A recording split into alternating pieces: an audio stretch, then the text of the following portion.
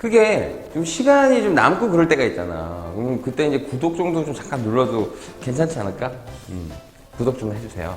네, 좀 도와주세요. 자, 사회문화 2 설명해 볼게요. 사회문화 2는 제시문이 그냥 이해를 못한다는 학생은 없는데 이게 진짜 의미를 잘 모르더라고요. 자, 이게 진짜 의미는 사실 수학 체증, 그러니까 이 규모의 경제에 대한 얘기를 하고 싶은 거예요. 하고 싶은 건데 근데 이게 그냥 각각 문단별로 따로따로 이해를 하는 학생들이 많아서 약간 좀 전체적으로 약간 좀 꿰뚫는 그런 약간 제시문 이해를 한번 해볼게요. 자, 첫 번째 문단에서는 뭐냐면 비교 우위와 절대 우위에 대해서 얘기를 하고 있어요. 근데 요게 조금은 좀 이해하기 어려울 수 있는데 최대한 간단하게 한번 얘기를 해볼게요. 자, A국 우리나라, B국 일본이라고 합시다.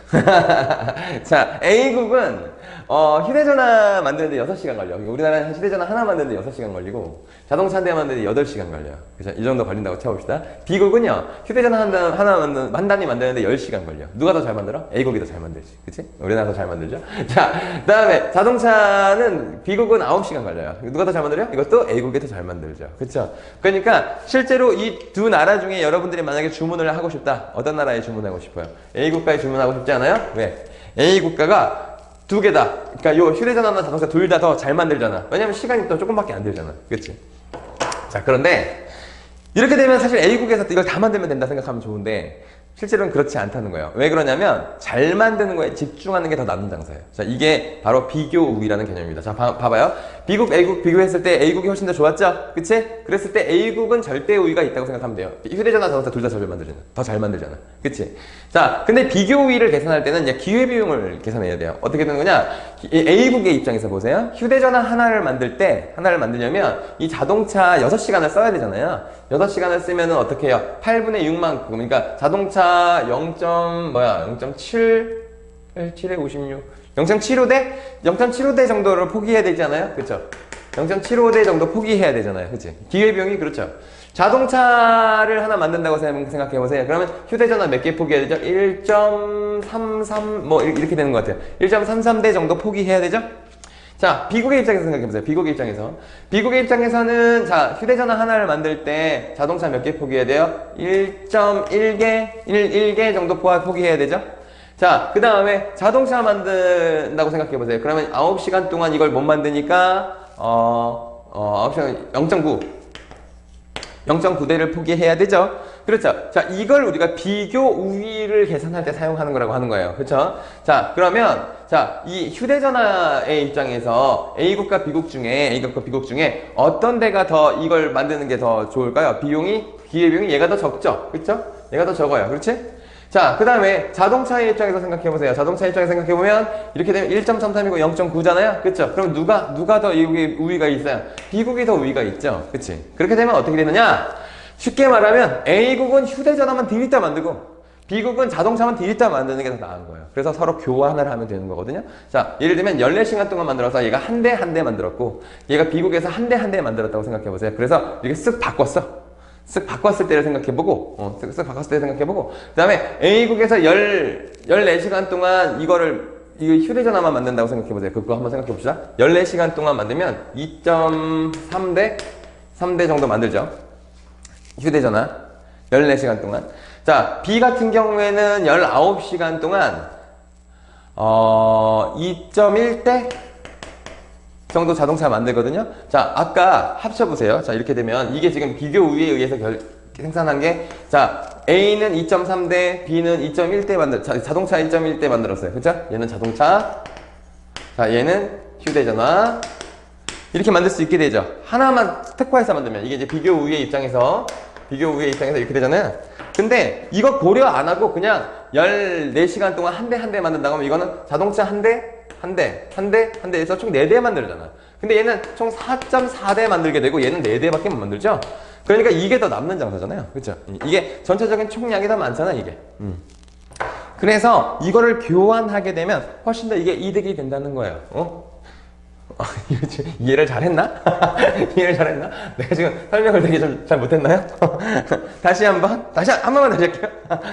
지금 비교 우위 같은 거 생각 안 하고 그냥 자기네들 각자 생산을 한다고 생각해봐. 그러면 얘는 총 14시간 동안 한 대 만들겠지? 아무것도 고려하지 않은 상태에서 한 대 총 2대 만들어요. 휴대전화 한 대, 자동차 한 대. 자, B 같은 경우에도 19시간 동안 한 대 만든다고요. 그치?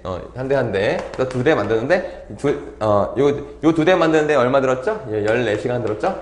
얘는 지금 19시간 걸렸을 거예요. 그쵸? 이거 지금 비교 우위를 고려하지 않았을 때. 근데 비교 우위를 고려해보면, 자, 이제 비교 우위 고려해봅시다. 비교 우위 고려해보면, 자, 얘가 휴대전화 몇 대 만들면 14시간 동안 2.3대, 2.33대 만들어고요. 2.33대. 그리고 자동차는 안 만들 거예요. 그쵸? 자, B국에서는 휴대전화는 안 만들 거고요. 이거 A국이죠. 자, B국은 휴대전화는 안 만들어요. 얘만 만들어. 근데 19시간 동안 만들면 2.11대. 그치? 자, 자동차만 2.11대 만들고 휴대전화 안 만든다고요. 그치? 총 합치면 몇 대 만들었어요? 4.4. 이건 2.3, 하여튼 4보다 높잖아. 4보다 높잖아. 그러니까 비교 우위에 의해서 생산하는 것이 훨씬 더 효율적인 생산이다. 자, 요 얘기 한 거야.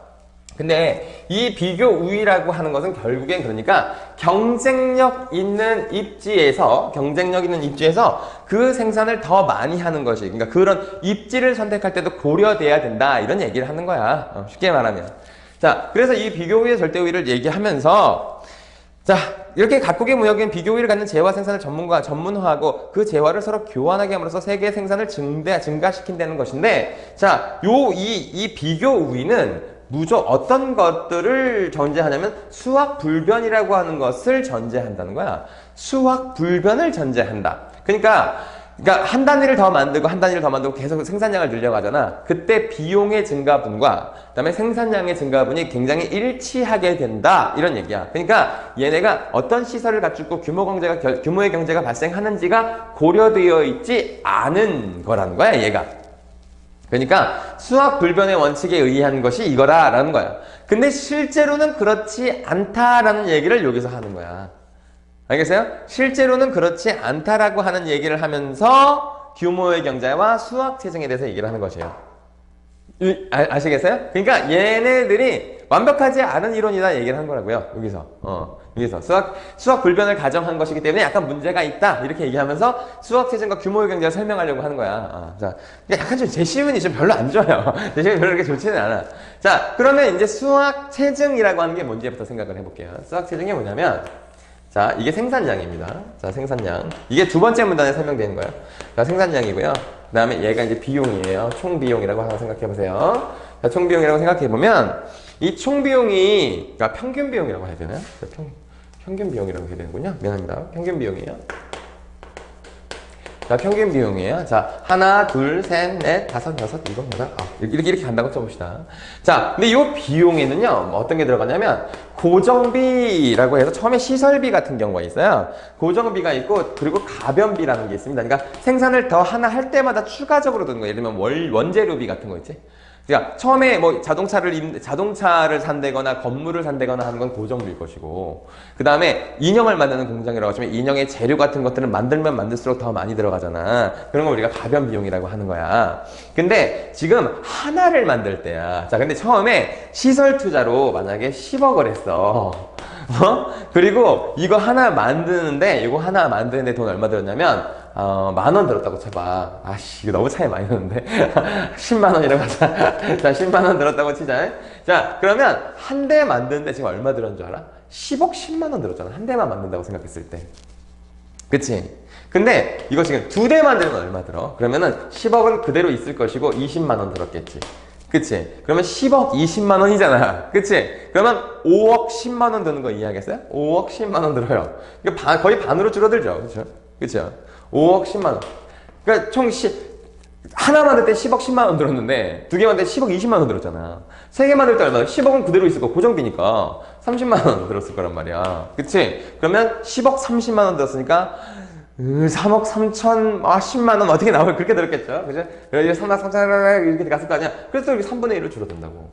그러니까 얘가, 고정비가 3분의 1로 계속 까지는 거 이해하겠어요? 자, 계속 까지면 되는데 얘가 이렇게 돼요. 그러다가 이게 생산량이 무한히 늘어나다 보면 이 고정비가 다 까지거든요. 고정비가 다 까지면 이게 조금씩 비용이 올라갑니다. 그래서 여기까지를 우리가 뭐라고 하냐면 규모의 경제 구간이라고 하는 거야. 왜? 고정비가 까지는 구간이기 때문에 가장 그 생산량을 늘릴수록 비용이 점점 굉장히 기하급수적으로 줄어들어요. 그러니까 많이 만들면 많이 만들수록 좋은 거야. 그러니까 시설 투자가 크면 많이 만들면 많이 만들수록 좋다고. 자, 그걸 우리가 뭐냐면 수학체증이라고 해. 수학체증이 뭐냐? 비용이 한 단위를 더 만들 때 드는 비용보다 생산량의 증가분이 훨씬 더 크다는 거야. 알겠어요? 그러니까 생산을 더 많이 할수록 비용이 까지는 그런 구조예요. 그런 구조. 그래서 거기 그 두 번째 문단에 보시면 자, 생산량의 증가율이 생산 비용의 증가율보다 커지는 수학체증이 나타난다. 이렇게 된 거죠. 그렇죠? 그러니까 생산량은 이렇게 2배, 3배, 4배, 이렇게 2배, 3배, 이렇게 늘어날 거 아니야? 근데 얘는 비용은 점점 이게 줄어들잖아. 이제 이걸 수학체증이라고 한다고. 자, 그러니까 자, 여기까지를 설명하면 오케이. 여기까지는 이해를 했어. 비교우위와 절대우위가 수학 불변을 가정하고 있는데 그거는 조금 적절하지 않아. 왜냐면 실제 산업에서는 수학 체증이 일어나기 때문에 규모의 경제가 일어나기 때문이야. 그건 이렇게 생겼어. 여기까지는 이해했죠? 자, 그런데 갑자기 이 제시에서 그래서 이것 때문에 우리가 입지를 잘 선택해야 돼. 이런 얘기를 하는 거야. 그러니까 이 수학 체증이 더 많이 일어날 수 있는 수학체증이 더 많이 일어날 수 있도록 우리가 입지를 선택해야 돼 라는 얘기를 하는 거야. 오케이? 그러니까 뭐 다시 말하면 규모의 경제가 잘 나타나는 수학체증이 잘 나타나는 입지라는 것이 도대체 뭘까? 라고 얘기하면서 여기서 폴 크루그만이 지리적 집중 모형이라는 걸 설명한 거야. 그래서 지리적 집중 모형을 설명한 거야. 자, 지리적 집중 모형이라고 하는 것은 약간 비교 우위로 관련이 좀 있고, 그 다음에 수학체증과 규모의 관련이 조금 관련이 있어. 근데 이 관련성이 되게 약간 좀 밀접하게 보이는 사례가 아닌 것 같아. 선생님이 지식이 부족해서 그런지 몰라도. 자, 이게 지금 어떻게 생겼냐면, 기존의 제조업이 분포되어 있는 상황과, 그 다음에 동쪽의 집중, 그 다음에 서쪽의 집중, 이 부분으로 나누는 거거든. 그러니까 하나만 해볼게. 맨 앞에 있는 것만 해볼게요. 자, 기존의 제조업이 다 동쪽에만 집중이 돼 있어. 그러니까 기존 제조업이 동쪽에 있다는 건 인구가 다 지금 동쪽에 있다는 뜻이야. 인구가 동쪽에 많이 집중이 돼 있다는 뜻이야. 자, 그러면 이 기존의 이 제조업은 동쪽에 있고, 그 다음에 이 농업이 있어요. 농업. 자, 농업은 반반으로 나눠져 있거든. 반반 나눠져 있어. 자, 한번 이거 생각해 봅시다. 요 표를 살짝 조금 선생님이 좀 살짝 수정해서 해볼게요. 자, 동쪽에 입지하는 거. 자, 요 그래프 저기 120페이지 맨 밑에 있는 겁니다. 밑에 있는 겁니다. 자, 양쪽에 입지하는 거. 그 다음에 서쪽에 입지하는 거예요. 자, 그러면 이 동쪽의 상황을 조금 볼게요. 동쪽에서는 기존 제조업이 다 동쪽에 있다 그랬잖아요. 자, 근데 여기서 인구가 총 100이라고 치면 60은 농업에 종사하고 40%는 제조업에 종사한다고 했어. 근데 그러니까 농업에 종사하는 사람은 전국에 쫙 골고루 퍼져 있다고 했거든. 자, 동쪽 서쪽으로 치면 자, 인구의 분포부터 볼게. 인구 분포가 위에다 써도 되나? 자, 농업의 인구 분포가 얘가 30으로 나눠져 있는 거야. 이게 좀 알겠나? 알겠나? 동쪽 서쪽에 그러니까 땅이 이렇게 있으면 농업은 고르게 분포되어 있는데 총 인구의 60%가 농업에 종사한다고 그랬거든. 그래서 이쪽에 30, 이쪽에 30 있는 거라고. 그래서 총 60이잖아. 근데 기존의 제조업이 다 동쪽에 집중되어 있대. 동쪽에 집중되어 있다면 기존 제조업의 40명이 20, 20이 나눠져 있는 것이라 이쪽에 다 몰려 있다고. 자, 그럴 때 우리가 새로 공장을 만들 때 어디다가 만드는 게 좋겠느냐 이거야. 어디다 만드는 게 좋겠느냐 해봐. 자, 그러면 자, 여기가 공장을 여기다 짓는 경우와 여기다 짓는 경우를 생각해 보시면 되는 거야. 그치? 여기다가 지으면 되게 좋은 점이 있지. 지금 수요가 70이나 있잖아, 여기. 그리고 여기는 수요가 30이 있지. 그치? 30이 있지. 그런데 여기서 여기까지 운송비가 한 단위당 1이 들어. 그러니까 운송비가 여기는 30이 들 거야. 그치? 여기 안에 있는 사람들은 소송비가 필요 없지. 다 거기서 사 먹으면 되니까. 근데 이 동쪽에 얘가 서쪽이잖아요. 저쪽이가 동쪽이잖아요. 난 왜 이걸 바꿨었냐? 야, 미안하다. 선생님 방향치라서 그래. 미쳤네. 이게 동의서잖아. 그치? 동서잖아. 미쳤네. 또라이인가? 자, 동의서고 다시 할게요. 동쪽에 집중되어 있으니까 농부 30 양쪽에 분포되어 있고, 그 그다음에 제조업은 여기 40, 여기는 제조업은 하나도 없어요. 자, 그럼 여기는 인구가 70인 거야. 총 합쳐서 70의 인구가 있고, 여기 30의 인구가 있는 거지. 그렇지? 근데 만약에 제조업 공장을 여기다가 하면은 일단 기존의 고정비가 될 것이고, 여기도 고정비가 될 거 똑같아. 그치? 근데 얘가 동에서 서로 갈 때는 수송비가 얼마만 들어? 얘네한테만 주면 되니까 30이 들지. 근데 서에서 동쪽으로 보내면 수송비가 얼마 들어? 70 들지. 여기 인구 70 있잖아. 그치? 무슨 말인지 알겠죠? 자, 그 표가 써 있는 거예요. 그래서 고정 비용은 똑같아요. 고정 비용은 4고 서쪽에서도 4가 들어요. 자, 이거 그림으로는 이해했죠? 똑같이 4가 들어요. 둘 다 고정비니까 똑같아. 양쪽에다가 시설을 하면 얼마 되겠니? 양쪽에다 하면서 8이 들겠지. 그치? 자, 그런데 자, 여기 보면 수송비가 이거 하지 말고. 자, 수송비가 아까 얘기한 것처럼 동쪽에서 서쪽으로 보내려면 아까 농부 3명한테만 주면 되잖아. 보내면 되잖아. 그러니까 수송비 얘 3 든다고. 그렇지? 양쪽에다가 한번 설치하면 어떻게? 양쪽에 다 제조업 공장이 있으니까 수송비 서로 안 들지. 각각 거기서 사 먹으면 되잖아. 그러니까 얘 수송비 안 들어. 그러니까 얘는 0이야. 근데 서쪽에 있는 애는 동쪽으로 보내려면 몇 개 보내야 돼? 7개 보내야 되지 않겠어? 얘는 그래서 7 드는 거야. 그치? 그래서 총 비용이 얼마가 드냐면 얘가 총 비용이 얘는 7이 들고 얘는 8이 들고 얘는 11이 든다는 거지. 자, 그러니까 가장 합리적인 규모의 경제를 나타내려면 규모의 경제가 가장 합리적으로 나타나게 하려면 얘를 선택하는 게 좋지 않겠느냐? 이 얘기 하는 거야. 그냥 비용 제일 작은 게 수학 체증이 더 잘 나타나게 되겠지. 그치? 수학 체증이 잘 나타나게 되니까, 자, 요 얘기하는 거야. 요 얘기하는 거야. 다 똑같아. 지금 뭐 양쪽에 똑같이 뭐 서쪽에만 뭐 이거 설명 안 해도 되죠? 그거 다 똑같은 얘기 하는 거야. 다시 한번 이거 그림으로 설명해 볼게. 이거 맨 밑에 있는 그림만 그림으로 설명하면 되지? 다시 한번 해본다. 나 진짜 생각하면 진짜 웃기지 않냐? 동서를 왜 이렇게 헷갈리는 거야? 동쪽 서쪽이 있어. 동쪽 서쪽에 있는데 여기 농부는 양쪽에 골고루 분포하니까 30명이 있단 말이죠. 자, 근데 지금 현재 기존의 제조업은 다 동쪽에 분포하고 있으니까 여기에 제조업도 여기 제조업 40이 다 여기 있고 여긴 제조업 하나도 없어. 그치? 자, 이렇게 되는데 그러면 자, 양쪽에다가 그러니까 동쪽에다가 설치하는 경우부터 해볼게요. 동쪽에다가 시설을 설치하게 되면, 제조업 설치를 하게 되면, 자, 여기서는 운송비가 따로 안 들지. 얘한테만 보내면 되잖아. 서쪽에 있는 사람한테만. 그러니까 30명이 있으니까 3 드는 거야, 3. 자, 3 들어서 얘가 지금 기존에 이제 이거 설치하는데 4 드니까 4에 3 더해서 7 든다 이렇게 되는 것이고 여기다가 이쪽으로 보내는 수송비가 3이 들었을 테니까 자, 이게 지금 동쪽에 설치하는 케이스고 자, 그 다음에 서쪽에다가 설치하는 케이스를 한번 해보자. 서쪽에 하면은 서쪽에 일단 여기 생산 입지를 여기다 제조업이 여기다 공장을 세우면 일단 4 고정 비용은 들잖아. 그치? 근데 운송비가 어떻게 들어? 여기 지금 3, 4니까 7이지. 7 들잖아. 그래서 11 들었던 것이고. 그 다음에 양쪽에 입지하면 운송비 안 되는 거 알죠? 그쵸? 양쪽에 입지하면, 자, 양쪽에 4, 4 이렇게 되기 때문에, 4, 4 설치했기 때문에 운송비는 안 되는데, 총 합치는 게 8이 들었다는 얘기지. 자, 그렇게 따져보면 그 양쪽에 똑같이 분포와 서쪽에 집중해 분포가 똑같이 뭔지 알 거야. 그쵸? 자, 양쪽의 분포만 한번 더 해볼게. 재밌네. 재밌다기보다 좀 책임해서 그래. 자, 동서가 있고, 이렇게 있어. 반은 쪼개져 있어. 동쪽, 서쪽으로. 근데 양쪽의 분포가 똑같이 분포하고 있으니까, 농민들 3, 3 있을 것이고, 제조업 2, 2가 있어서 약간 고르게 분포되어 있는 거야. 고르게 분포되어 있으면, 자, 만약에 여기다가, 해봐. 그러면 일단 기존에 비는 고정비 4 들 것이고 여기 수송비가 몇 들어? 5 들지? 그치? 그러니까 9 든다고 돼 있잖아.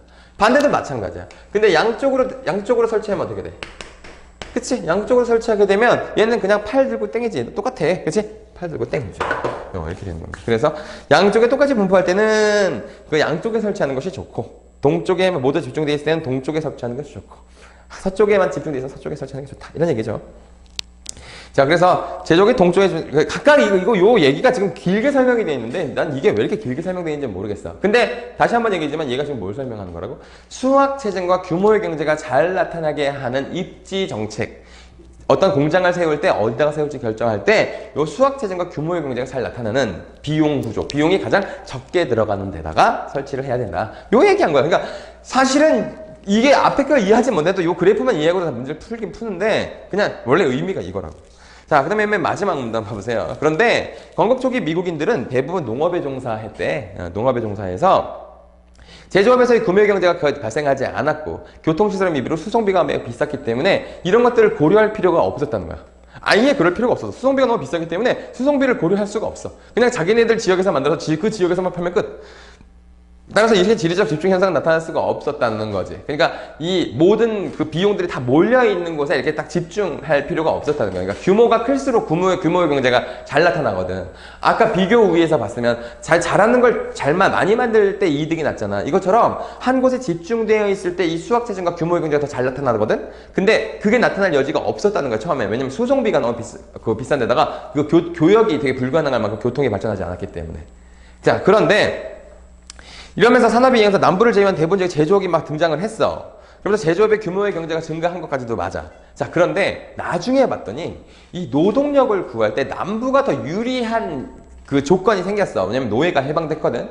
자, 그럼에도 불구하고 이 규모의 경제가 이미 발생을 했기 때문에 남부로 이 제조업 벨트가 넘어가지 않았다는 얘기 하는 거야. 그래서 확진에 따라 수송비가 낮아졌으면 비농업 거주지 인구 비중이 증가하였다. 미국의 북동부와 중서부 동쪽에 매우 좁은 강력한 제조업 벨트가 형성되었어.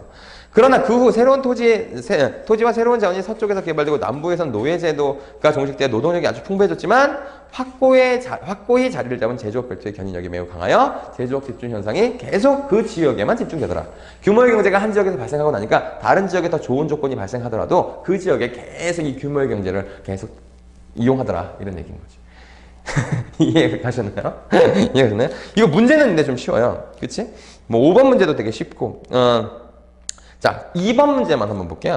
자, 2번에서 보면 그 윗글의 상관의 비교 우위로 된 이해로 적절하지 않은 것은 그러면 답은 4번이죠. 자, 나머지 보기들 한번 볼게요. 국제무역에 참여하는 국가들은 비교 우위를 갖는 재화의 생산을 전문화하게 된다. 아까 얘기했잖아. 그치? 자, 그러니까 절대 우위를 갖더라도 비교 우위 것들을 더 전문화하는 게 더 좋다고. 그렇게 얘기했죠? 그 다음에 2번. 자, 모든 재화의 생산에서 절대 우위를 갖는 나라도 국제무역에 참여하는 게 경제적 이익이 된다. 절대 우위를 갖더라도 비교 우위 갖는 걸 전문적으로 생산하는 게 더 아까 이득이 많이 남았던 거 봤죠? 3번. 모든 재화의 생산에 절대 우위를 갖지 못한 나라도 비교 우위를 갖는 재화가 존재한다. 아까 봤잖아. 비국. 일본이 우리나라보다 비교 우위 갖는 거 있었잖아. 그치? 자, 그런 거. 비교하면 늘 비교 우위가 발생할 수 있어요. 자, 4번. 비교 우위를 갖는 재화의 생산 규모가 커지면 그 재화 한 단위를 생산하는 평균 비용이 줄어든다라고 했는데 약간 얼핏 보면 맞죠? 근데 맞는데 내가 아까 이 비교 우위와 절대 우위는 수학 불변의 원칙에 따른 이론이라고 했잖아. 그치? 그러니까 얘는 좀 전에 얘가 지금 설명하는 비교 우위를 갖는 재화가 재화 한 대 생산 평균 비용이 계속 줄어드는 건 수학 체증과 규모의 경제에 대한 얘기잖아. 그치? 근데 얘네들은 수학 불변을 전제로 했기 때문에 답이 4번이 되는 거야. 알겠어요? 자, 나머지는 그렇게 어렵지 않죠? 자, 나머지 선생님이 아까 설명한 걸 다 풀 수 있을 것 같고 5번 문제가 그 퀄리티? 이거 자판 위에 Q, W 그거 얘기하는 거잖아. 그치? 이게 사실은 되게 합리적인 자판이 아니래. 근데 사람들이 익숙해져가지고 이걸 계속 쓰는 거라고 하더라고. 훨씬 더 이거보다 합리적인 그런 자판이 나올 수도 있고 나온 적도 있대. 근데 이거 안 쓴다고 하는 거잖아. 그치? 이게 뭐야? 지금 미국의 상황과 비슷하지? 미국에서 현재 상황은 미국에서는 공업 벨트가 지금 약간 훨씬 더 좋은 입지가 있는데 원래 기존에 만들어진데 너무 규모 경제가 크게 나타났기 때문에 딴 데로 이동하지 않고 그대로 유지되고 있다. 요 얘기하는 거지. 제조업 벨트가 그렇게 됐다는 얘기이기 때문에 3번에 시작될 때의 조건이 변화했지만 계속 유지되는 사례 이거다. 이렇게 되면 되겠죠. 여기까지 할게요.